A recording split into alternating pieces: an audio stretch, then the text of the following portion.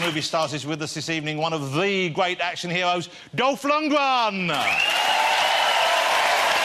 Lundgren. Dolph, great to see you.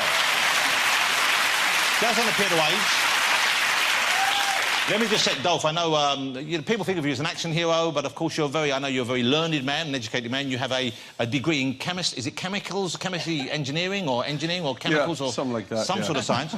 Also, you speak several languages, do you not? Just a few, yeah. Okay. Let me just check. Swedish? Czech. Okay. Is Czech a Swedish word? No, Czech, yes, in Czech. You speak Czech as well? Yes. Yeah. Swedish and Czech? Czech. Czech. Look. English? A little bit. Enough for the show, yeah. Tu hable español, Spanish? Sí, un poquito. Czech. German? Jawohl. Yes. That's a yes. Yeah, I know, I know. You're just trying to be smart. Yeah, the tension built in the room. Please let me do my work, though. Okay, all right. And Italian? Italiano, no.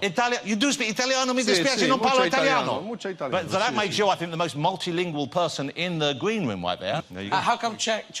No, I don't speak Czech. Do you? Don't open up the whole Czech can of worms again. Dolph Lundgren, ladies and gentlemen.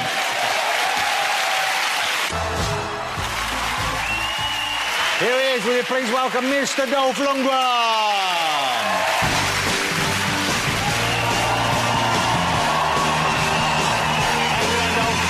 Don't worry, no politics. Sit down. Okay. I just said to Dolph, don't worry, no politics. Yeah. Sit down. How you doing? Please, no politics. No, I showed an old clip that was, what, 27, 28 years ago, I believe, that you made Rocky IV. That's a long time ago. The fights in that, you know, I know obviously there's a lot of smoke and mirrors involved in movie making, and you're missing when you punch, but sometimes you do connect for real, don't you? Yeah, to the body, you know, you got to hit a little bit. So. You have to, because you can't fake that. So fighting with Sly, or Sylvester Stallone, as everyone else knows him, but to me, Sly. Fighting with Sly, are you allowed to hit the star like that? Is that acceptable? Is that permissible? Certain times, yeah, you have to make it look good, you know. Okay, and does he get cross with you afterwards, or is he okay with that? He just goes to the hospital for a couple of weeks. Are you ever surprised at the way your career panned out? Because you're not someone who started off wanting to be in movies, did you? No. You got a degree in, is it chemical engineering? Chemical engineering, yeah. Okay. And that was a master's degree? Yeah. So presumably that was where you wanted to head? Yeah. So at that age, what did you want to do with your life? Well, I had a scholarship to MIT in Boston, and wanted to finish there and get a PhD and maybe go to Harvard or something, but then I met Grace Jones, you know, if you remember her. You love Grace Jones? Yeah, she's great, and well, that's what happened. I got a little confused. Intoxicated? Yes, that too, yeah. So she was in movies, so she got you into movies? No, she got me into modeling, actually, in New York, and then to get my green card, and then, well, I went up for a couple of movies, and yeah, without really having planned it, I was became kind of a movie star, I guess. And then, but then you stayed in it. And so did you ever think, OK, maybe I should go back to doing what I was doing before? Or did you think, OK, I mean, what made you stay in that rather than go back and following the career path you had mapped out for yourself? Well, you know, I used to paint. I used to play drums, play, you know, trombone and do art when I was a kid. But my dad was an engineer. I wanted to please him. My older brother was an engineer. So I kind of did that also to travel. Couldn't afford to go to America without a scholarship, so that's how I got there. So you weren't necessarily wanting to be an engineer, you just did it to please your parents initially and then also to get away? Exactly. But my dad, you know, was an officer, and he was kind of a tough guy, you know, he was a disciplinarian, and, you know, that's the reason I started with karate, because he was a little rough with me, you know, when I was a kid. So I started, you know, contact sports, and you know, arts, you know, acting is a bit of another way to express yourself and get that out of your system. So that's the reason I became an actor, you know. So you started the contact sports to sort of protect yourself from your dad? I started to, not to protect myself, but more to, like, feel strong and kind of get over the fact that he was quite abusive, you know, when I was a kid.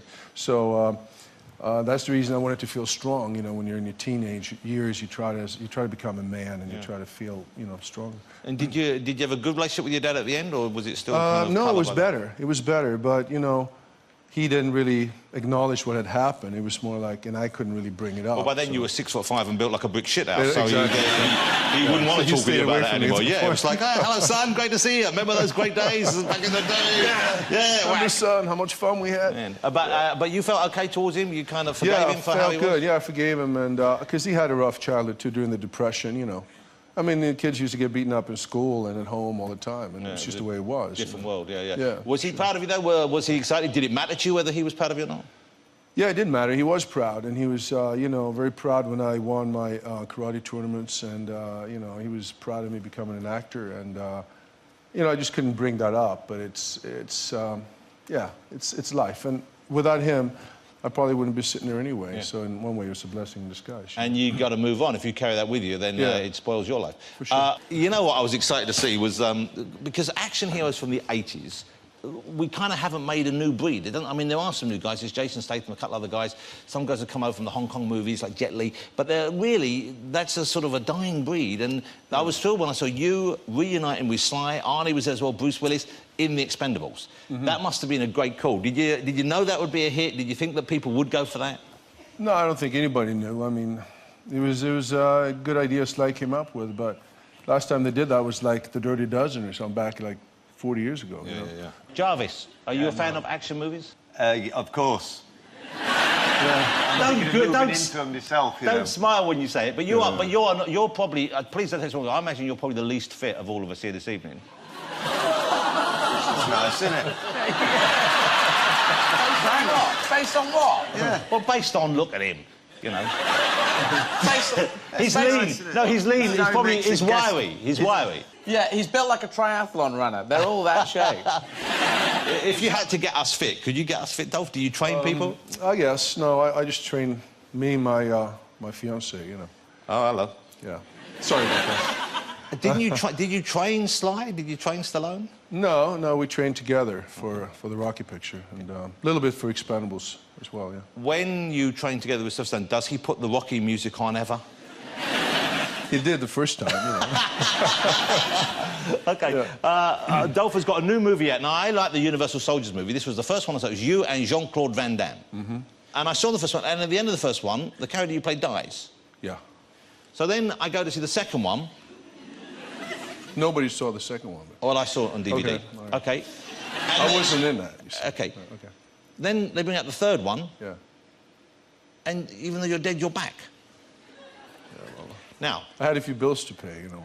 Now this is where there's plot twist. At the end of the third one, you die. Yeah, you're right. Yeah. So now there's a fourth one. Same thing. How are you back again? More bills. Coming back once, how can you come back twice from the dead? You know, it's about cloning, so you come back 100 times. It's remarkable because you look as fit and as good on screen as you did in the first one. So I do? Yeah, maybe. You do. Almost. That's how to win a fight, isn't it? That's how to win a fight. Yeah. Dolph, it's a pleasure to have you here. Dolph Lundgren, ladies and gentlemen. Join me after the